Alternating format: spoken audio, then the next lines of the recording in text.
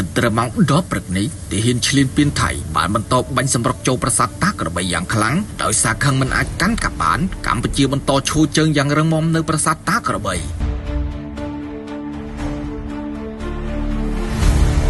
ព្រំដែនគិតត្រឹមម៉ោង10:20នាទីព្រឹកថ្ងៃទី17ខែធ្នូឆ្នាំ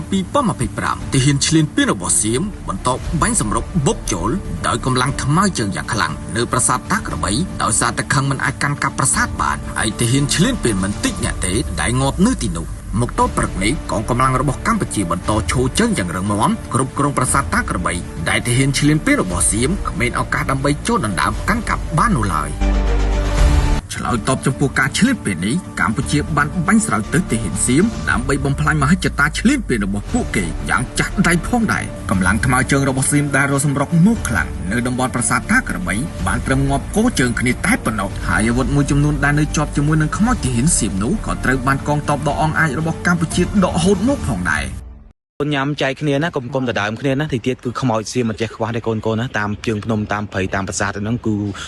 សម្បូរកូនញ៉ាំបបោបណ្ដោយណាអញ្ចឹងយើងកុំឆ្លោះគ្នាកូនណាយើងញ៉ាំយើងចែកគ្នាទៅយើងទ្របថកកាពះសិនទៅណាយើងទ្របកាពះសិនទៅណាទីទៀតគឺ